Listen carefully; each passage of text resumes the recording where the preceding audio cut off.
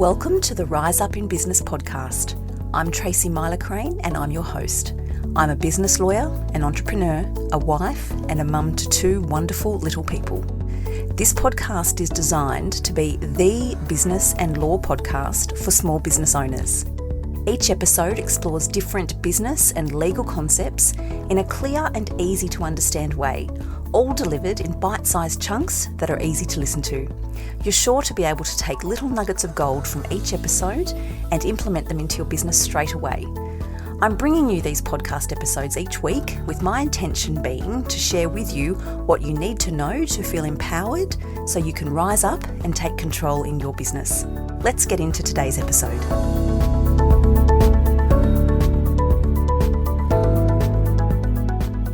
Hello everyone and welcome back to the podcast. Thank you for listening again. Today I'm talking with somebody who I think you're going to find very inspiring.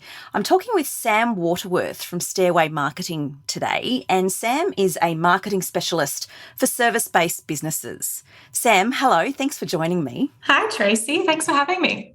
My pleasure. I'm so happy to be having this chat with you today. Before we dive into the topic I really want to get stuck into, could you just tell the listeners a little bit about you and where they can find you? Yeah, absolutely. So, as you mentioned, I founded the digital marketing agency Stairway. My background is predominantly in email marketing and copywriting. So that's the predominant area of focus for the business, but we do some broader general marketing strategy and other bits and bobs along the way, of course. Sam, and this is why I've brought you onto the podcast today, because email marketing is something that I think is underrated amongst many small businesses, and I'm sure you find that too. And I just wanted to dive in and talk a little more about it. So in this episode of the podcast, we're really focusing on talking to small business owners that have gotten, a year or two down the track and doing all the things and wearing all the hats, but what I'm finding is more and more business owners are getting to that point in their journey and they're pausing to take a breath and they're thinking, gosh, now what do I need to be doing? We've just cobbled it together and we've done really well and gosh, isn't this going well? But now what do we need to do? And that is the point that I think people like you and I can just add so much value. One thing that comes up a lot is, what do I do in relation to marketing? And I've been growing an email list, but what do I do with it?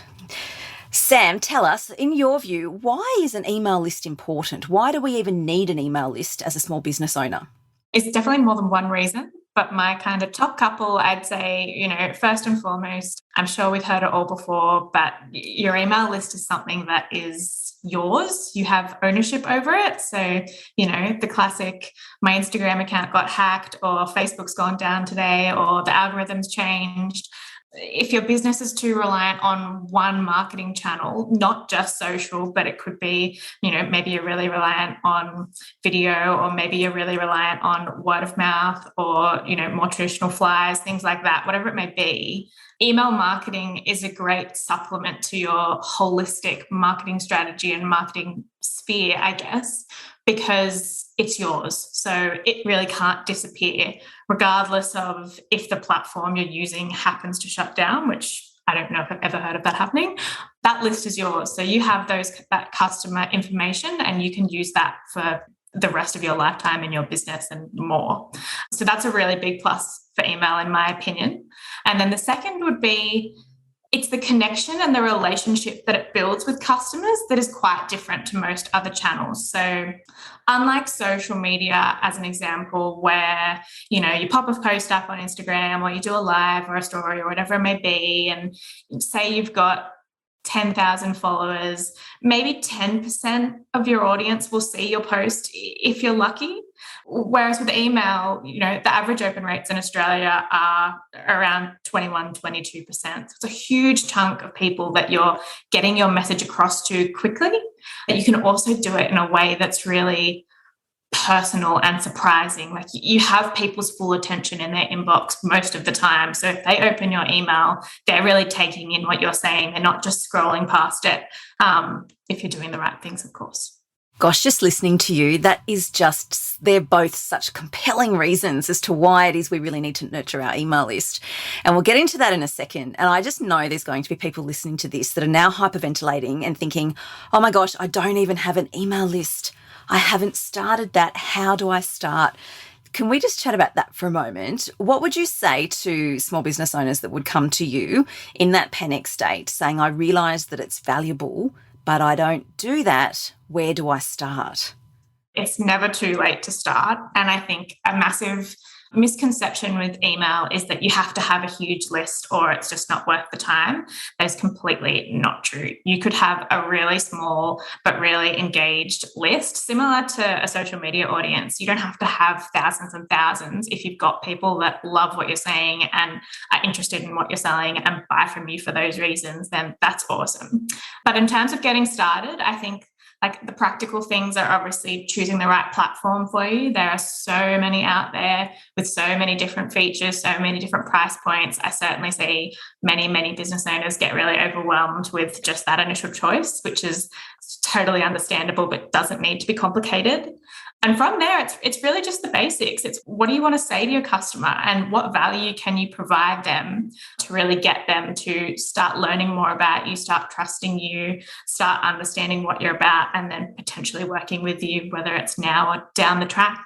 And so when you say what you want to say, are you referring to getting yourself a freebie download or a lead magnet?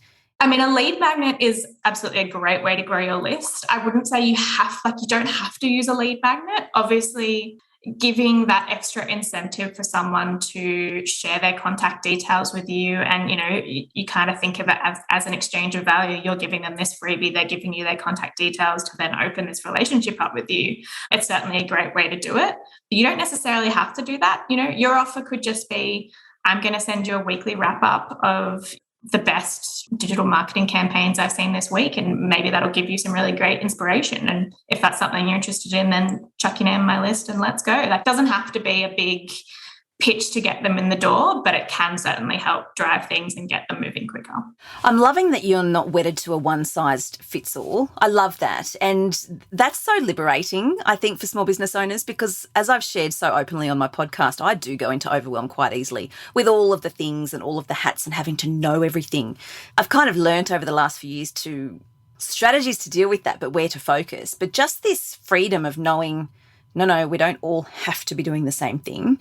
We can sit back, pause, think about our business and think about what's going to serve our business the best and how we're going to reach our audience. That can work really well. So I like that you're encouraging this as well, which is really lovely. So once we've started building our email list, what do we do with it as small business owners? Because we get busy and it just sort of sits there and we think we'll get to it later. But really, it does need to be toward the top of that priority list, I think. Again, it's a classic thing where there are so many things that you could do. I see so many business owners get so easily overwhelmed by it. Myself, also guilty sometimes. When you are wearing all the hats, exactly as you say, it's easy to just let your brain explode a little bit at all of the possible things you could be doing at one time. But I'd say first and foremost, send an email.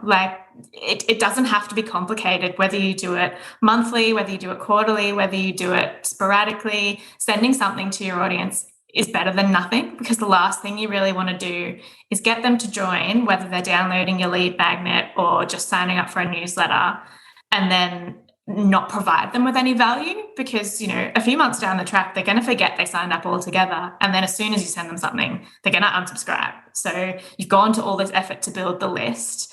I know it's a cliche, but you need to nurture them in some respect. And on that note I certainly don't like to say, here's the formula, send them a weekly email and that's what you have to do to be successful with email marketing. At the end of the day, my approach and my view to marketing always is that you just have to do what's going to be sustainable for you. So if you know that, okay, I can commit to sending an email once a month, tell your audience when they sign up, send them a welcome email that says, you'll be hearing from me once a month. I'll be sending you tips, tricks, case studies, interesting articles, whatever it may be. I'll be in your inbox in 30 days. See you then. And then you're setting that really clear expectation with your audience, which is something that I think is really important in email, so that you don't confuse people, so that they don't feel like they've signed up for one thing and then you start delivering them another thing. Set that expectation and make it really clear. So then when you do land in their inbox, they're expecting it, or they're at the very least not surprised by it, and they know what's coming. If you can, I would say, the more frequent you can be in touch with your audience and provide them value, it's going to pay dividends for you, but it has to be sustainable. Otherwise, you're just going to be ebbing and flowing and confusing them. And ultimately, that value and that trust will erode a little bit. And that's, of course, not what anyone wants as a business owner. You have hit the nail on the head, Sam. That's what's sustainable, isn't it? Starting out with best intentions, and I have had clients come and talk to me about this in meltdown moments. I want to do all the things, and this is how I started out. But then, of course, the guilt kicks in because you miss one or you miss two, and then the whole thing just is on a very, very slippery slope downwards, and it's not fair on us as business owners. And as you're pointing out, it's not fair on the audience either. Really, what I'm hearing here as well is the importance of strategy in relation to your email marketing. Now, I go on a lot about strategy in business, particularly with all things legal and all things solid foundations. But I think we can honestly say here, hand on heart, that your marketing strategy, more specifically your email marketing strategy, is just as important in business if you want to actually grow your business. And we're hearing from Sam here, or we're hearing from you, about just how valuable that really is because of the statistics, because you're getting in front of more of your ideal client, more of your niche audience, which is very important. If we're satisfied, it's now going to be weekly, monthly, fortnightly, whatever. How do we sit down to start crafting it? How do we work out what we're going to say to our audience? It's a great question. And at the end of the day, it really is a marketing strategy question as opposed to, pure email marketing question. You'd ask the same to yourself if you were writing a new blog or creating new content for your social. When you're thinking about what is the message that my customer wants to hear from me, it's those really essential, fundamental marketing questions that you're asking yourself, which is, who is my audience? What can I do for them? What are the pain points I'm helping them with? What are they frustrated by? What are they motivated by? How can I speak to them as a person on a one-to-one level, which is such a beautiful thing about email marketing, I think, is that you really can make it feel like you are, yourself, Tracy, the business owner, speaking to me, Sam, the subscriber to your mailing list, even though that email may be going out to hundreds, thousands, multiple thousands of people. So it's keeping all those questions front of mind. And when you talk about strategy, I think the next part of that question, of course, is what are the goals and what are the priorities? Something I see people fall down with email all the time is they just get in their heads that they need to do something because everyone else is doing it. So, they need to have an amazing onboarding journey for their customer, or, they want to launch a new service or a new product. So they build this really complicated, nurture sequence to warm their list and keep them engaged. And then, eventually grand reveal, launch something, or maybe it's an abandoned cart sequence, or there's so many different strategic, priorities that your email marketing could have.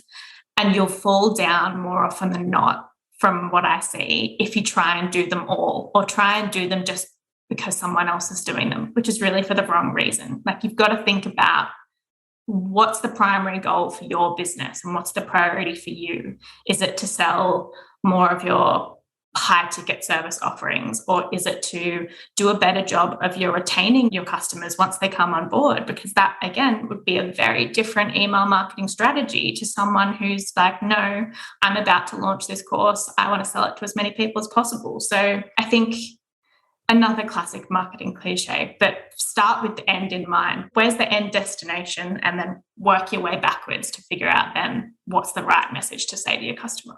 Oh, this is so valuable, Sam. Thank you. And I think by this point in the business journey, a year or two in or thereabouts, business owners know now who their ideal audience is. They know their niche. So we did an episode recently with Jess Osborne all about niching and the importance of niching. And once we've been through that, we've niched, we've crystallized. It's now the time where we really can get the most out of sitting down to develop our email marketing strategy as part of our broader marketing strategy. Now, I know this is something you help your clients with, isn't it? Absolutely, yeah. The strategy. And I know also that you have a freebie download available on your website. I sure do. Email Lover's Guide to Email Marketing is what it's called. You could call me a bit email marketing obsessed if you haven't noticed already. It's a bit of a, whether you've maybe you've started building your list, but you haven't really, had that consistent strategic approach to it, or maybe it's something you've always wanted to do, but you just haven't actually taken the plunge and started doing it yet. So it's a bit for someone who could be in a couple of different places with their email marketing, but it's a real stop, reset. Let's review this from a strategic point of view and make the plan moving forward. So it'll help with things like, are you set up on the right platform? Have you kind of thought about your audience and segmented your audience in the right way? So something that I see a lot from small business owners and clients of mine is that they just send the same campaign to everyone on their list, which isn't always the best approach. Sometimes it is, but not always.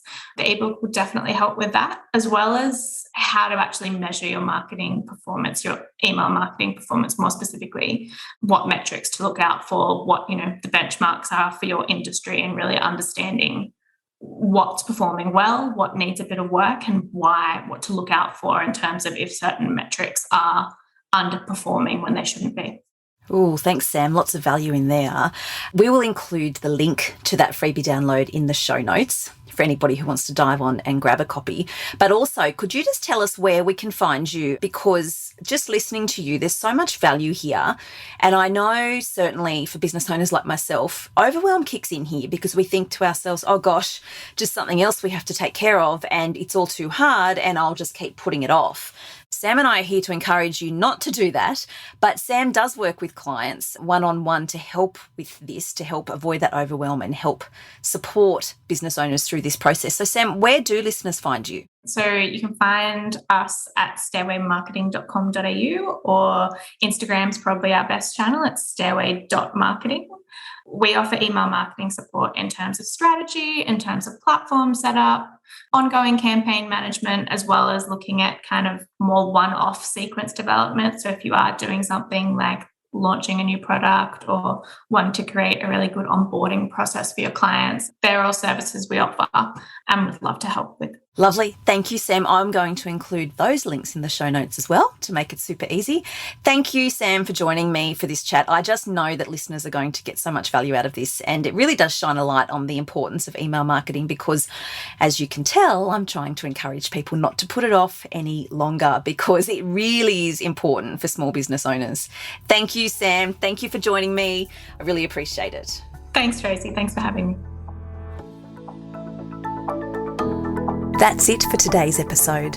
Thank you for joining me. I very much appreciate you taking the time to listen. If you liked the episode, please be sure to hit subscribe so you don't miss any new episodes. And if you found this episode to be of value for you in your business, I would be ever so grateful if you would take a moment to leave a review on Apple Podcasts, because that will help this podcast reach the ears of more business owners. If you haven't already, don't forget to jump over to my website and download your free copy of my annual legal checklist designed specifically for small business owners. And if you're ready to set your business up so you can get paid every time hassle-free, check out my course, Getting Paid Made Easy. You can access these resources on my website at tmsolicitor.com.au. Remember, in business, prevention is better than cure. I'll be back with another episode for you next week. Until then, take care.